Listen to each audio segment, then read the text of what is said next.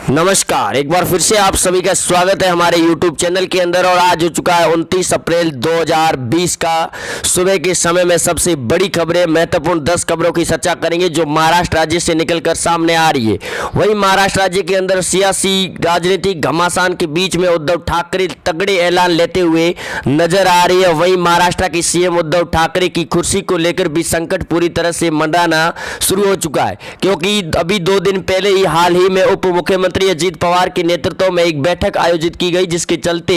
बैठक में कैबिनेट ने फिर से राज्यपाल भगत सिंह कोश्यारी के पास में प्रस्ताव भेजा उद्धव ठाकरे को एमएलसी सदस्य मनोनीत करने के लिए, क्योंकि ये दूसरी बार भेजा गया। इससे पहले 9 अप्रैल को एक और प्रस्ताव पारित करके कैबिनेट मंत्रालय ने राज्यपाल के पास में भेजा था, लेकिन अभी तक उसका कोई जवाब नहीं देने के चलते कैबिनेट मंत्रालय को डर सताना लग रहा हुआ नजर आया और फिर से बैठक बुलाकर इमरजेंसी बैठक के तौर पर उन्होंने फिर से प्रस्ताव को पारित कर राज्यपाल भगत सिंह कोश्यारी के पास में भेज दिया गया। वहीं उद्धव ठाकरे भी लगातार अब भगत सिंह कोश्यारी के साथ में मुलाकात और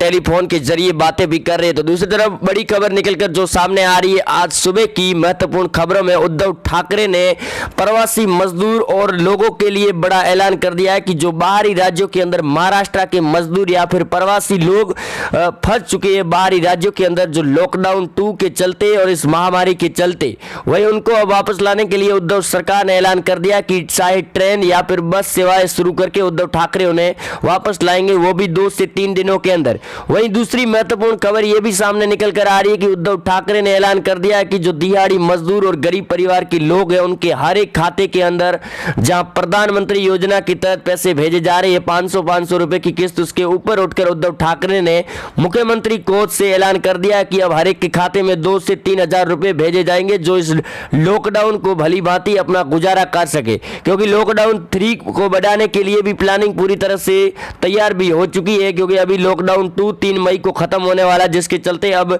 आज 29 अप्रैल हो चुका है और 2 से 3 दिनों के अंदर दूसरा लॉकडाउन भी खत्म होने वाला। वहीं तीसरी महाराष्ट्र राज्य के लिए बड़ी खबर निकलकर जो सामने आ रही है वो सबके लिए फायदेमंद होती हुई नजर आ रही है कि उद्धव ठाकरे ने ऐलान कर दिया कि जैसे ही अगर महाराष्ट्र के अंदर लॉकडाउन खत्म नहीं होता है 3 मई को, क्योंकि उद्धव ठाकरे ने पहले ही साफ कर दिया है कि जिस प्रकार से महाराष्ट्र राज्य में मरीजों के लगातार आंकड़े बढ़ रहे, इसको मद्देनजर रखते हुए और लोगों की रक्षा के लिए लॉकडाउन को 2 हफ्तों के लिए और बढ़ाना होगा, जिसके चलते लोग उनके समर्थन में भी आए हुए हैं और उद्धव ठाकरे ने बड़ा ऐलान कर दिया कि घबराने की कोई चिंता नहीं है, खाद्य सामग्री की पूरी व्यवस्था भी की जाएगी। वहीं चौथी महाराष्ट्र राज्य से बड़ी खबर निकलकर जो आ रही है वो सब आपको जाननी बहुत जरूरी है। उससे पहले आप चैनल को सब्सक्राइब और कमेंट बॉक्स के अंदर जय हिंद जरूर लिखें, ताकि हमें भी हौसला मिल सके और हम आपके लिए ऐसे ही लेटेस्ट अपडेट लेकर आते रहे। वही चौथी खबर की अगर बात करें तो महाराष्ट्र के जो दिहाड़ी मजदूर और भी संख्या है, महिलाओं के खाते में पैसे तो भेजे जाएंगे, उनके साथ में राशन सामग्री हर घर जाकर प्रशासन भी बांटेगा। और 5वीं बड़ी खबर निकलकर महाराष्ट्र राज्य से यह सामने आ रही है कि उद्धव सरकार ने फिर से ऐलान कर दिया है कि अब हर एक परिवार जो इस बीमारी से पीड़ित चल रहा है उनको नौकरी देने का ऐलान होता हुआ नजर आ रहा है। और अब राज्यपाल और केंद्र सरकार पर निर्भर करेगा कि जिस प्रकार राज्य सरकार ने बिल को पारित करके केंद्र के पास भेज दिया गया कि जो इस बीमारी के चलते किसी भी व्यक्ति की अगर मौत हो जाती है तो उसके लिए उसके परिवार वालों को क्या फायदा मिलेगा, जिसके चलते कई राज्यों के मुख्यमंत्रियों ने बीमा योजना भी चला रखी है जो कोरोना वॉरियर योद्धा के रूप में सामने आ रही है उनके लिए। वही दूसरी तरफ उद्धव ठाकरे ने ऐलान कर दिया कि अब सरकारी नौकरी दी जाएगी हर एक परिवार को जो इससे पीड़ित चल रहा है। वहीं छठी बड़ी खबर महाराष्ट्र राज्य से निकलकर यह सामने आ रही कि उद्धव ठाकरे के ऐलान के बाद देवेंद्र फडणवीस पूरी तरह से घबराए हुए नजर आ रहे हैं, क्योंकि उद्धव ठाकरे के लिए एक और खतरे की घंटी यह भी है कि अगर राज्यपाल भगत सिंह कोश्यारी ने अगर उन्हें मनोनीत नहीं किया है मैंने सदस्य का, तो फिर कैबिनेट मंत्रालय के साथ में पूरे मंत्री पद को इस्तीफा देना होगा, साथ में उद्धव ठाकरे भी इस्तीफा देंगे। वही साथ ही बड़ी सुबह की खबरों में महत्वपूर्ण खबर यह भी सामने आ रही है कि राज्यपाल भगत सिंह कोश्यारी के पास में भेजे गए इस प्रस्ताव को ना नुकुर के चलते राज्यपाल ने उन्हें कड़ी हिदायत देते हुए लटकार भी लगाई है कि उद्धव ठाकरे को अगर एमएलसी का सदस्य या फिर अपनी राज्य की कुर्सी बचानी है तो कुछ अलग ही तौर तरीके अपनाने होंगे। तो दूसरी तरफ 8वीं महत्वपूर्ण खबर यह भी आ रही है कि एनसीपी के प्रमुख शरद पवार ने बड़ा ऐलान कर दिया दिया कि अगर उद्धव ठाकरे मनोनीत नहीं होते तो वो भाजपा के अंदर फिर से गेंद फेंकने की तैयारी में जुट चुके हैं। वहीं खबर यह भी सामने है कि देवेंद्र फडणवीस के द्वारा चलाए जा रहे ऑपरेशन अरुणा के तहत करीबन 60 से 65 एमएलए एक साथ इस्तीफा देते हुए और बीजेपी पार्टी के संपर्क में बताए जा रहे हैं। वहीं नवी बड़ी खबर यह भी सामने आ रही है महाराष्ट्र राज्य से कि अब हर घर के अंदर होगी रोशनी और लोगों के अंदर खातों के अंदर पहुंचाए जाएंगे पैसे। वहीं दूसरी बड़ी खबर यह भी सामने है कि जिन लोगों के लिए पैसे अकाउंट के अंदर पड़े हैं लेकिन उनके निकालने के लिए वो शहरों के अंदर नहीं जा सकते क्योंकि बाहरी राज्यों की सीमा पूरी तरह से सील की गई है और लॉकडाउन के चलते अब हर एक राज्य की सीएम ड्रोन कैमरों से निगरानी रखनी प्रारंभ कर दी गई है क्योंकि लॉकडाउन के चलते कई लोग ऐसे ही बिना फालतू सड़कों पर घूमते हुए नजर आ रहे, जिसके चलते उद्धव ठाकरे ने कड़ी हिदायत देते हुए उन्हें कहा कि वो अपने घरों के अंदर रहे ताकि आपकी सेफ्टी के लिए प्रशासन और चिकित्सा विभाग की टीमें जुड़ी रहे। वहीं 10वीं बड़ी खबर यह भी निकल कर आ रही है कि महाराष्ट्र की अंदर लगातार इस बीमारी के आंकड़े जिस प्रकार से बढ़ रही है, जो सबसे टॉप लिस्ट के अंदर भारत में महाराष्ट्र राज्य चल रहा है, वही दूसरे नंबर पर दिल्ली राजधानी चल रही है क्योंकि दिल्ली के अंदर निजामुद्दीन मरकज और इस मौलाना साद के चलते कई ऐसे बड़े मरीज सामने आए थे जिसके चलते कई राज्यों में लॉकडाउन को फिर से बढ़ाने की घोषणा भी की जा सकती है। वहीं 11वीं बड़ी खबर ये निकलकर सामने आ रही है कि ऐसे कई राज्य हैं जिन्होंने लॉकडाउन को बढ़ाने के लिए पीएम मोदी से वार्तालाप भी की है क्योंकि अभी हाल ही में 2 दिन पहले ही वीसी की चौथी बैठक पीएम मोदी के साथ में सभी राज्यों के मुख्यमंत्रियों के साथ में हुई थी और इसको लेकर इकोनॉमी और अर्थव्यवस्था को लेकर पूरी तरह से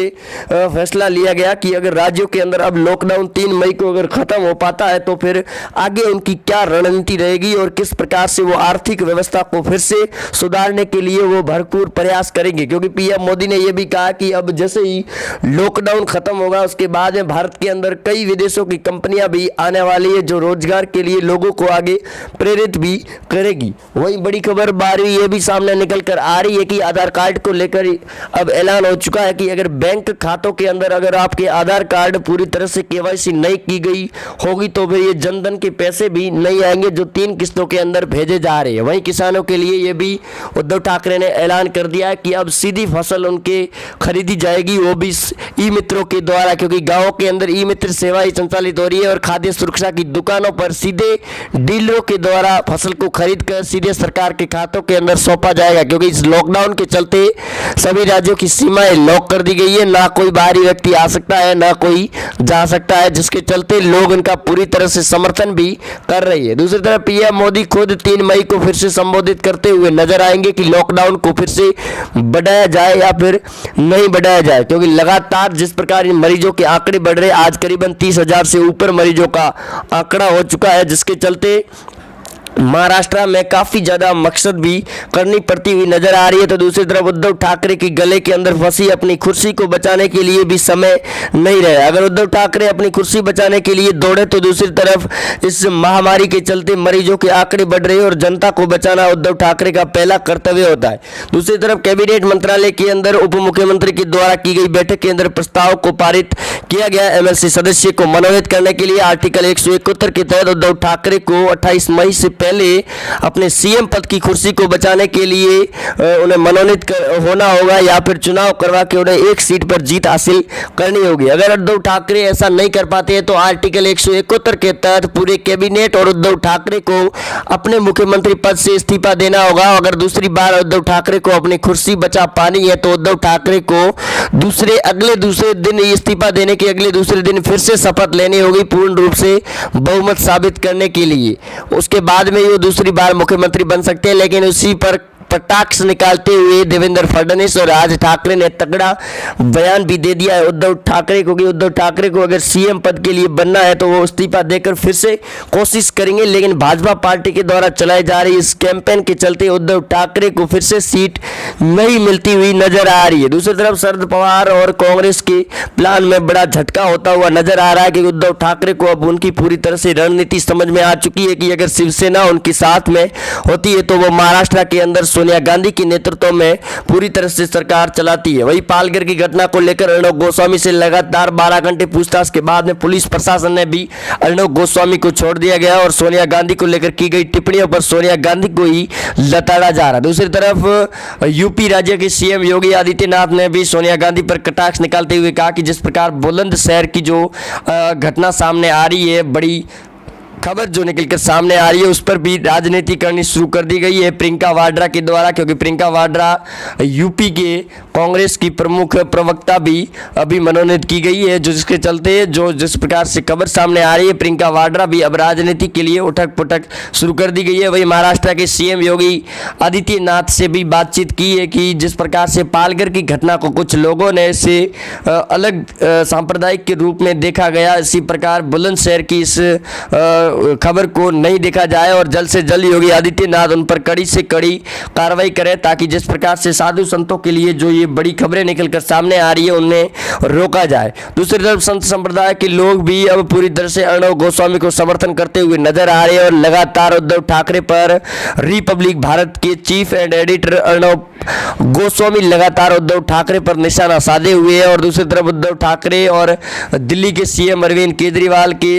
द्वारा हुई इस निजामुद्दीन मरकज और मौलाना साद के खिलाफ भी कैंपेन शुरू कर दिया गया। वही मौलाना साद को लेकर हर दिन नए नए खुलासे होते हुए नजर आ रहे हैं, जो अजीत डोभाल के नेतृत्व में पूरी प्रशासन टीम और गृह मंत्रालय की पुलिस प्रशासन, दिल्ली की पुलिस लगातार दबी से भी दे रही है, जिसके चलते बड़ी खबरें निकलकर जो सामने आ रही थी आज सुबह की, उन सबकी चर्चा हो चुकी है इस वीडियो के अंदर। और वीडियो के अंदर जो हमने आपसे कमेंट बॉक्स के अंदर जय हिंद कमेंट लिखने के लिए बोला था, उसको कमेंट बॉक्स के अंदर जय हिंद जरूर लिखे और वीडियो को ज़्यादा से ज़्यादा शेयर जरूर करें, ताकि आने वाले हर अपडेट को लेकर हम सभी एक साथ मिलकर आपको अपडेट देते रहे। वही मिलते हैं अगले अपडेट के साथ में, तब तक के लिए अपना ध्यान रखिए। और जो बाहरी लोग फंसे हुए हैं उनके लिए राहत भरी खबर अब हर राज्य से मिलती हुई नजर आ रही है, क्योंकि सरकार ने उनके लिए ऑनलाइन रजिस्ट्रेशन भी शुरू करवा दिए गए। वही आप जुड़े रहे हमारे साथ में, चैनल को सब्सक्राइब कर दें। जय हिंद, मिलते हैं अगले अपडेट के साथ में। जय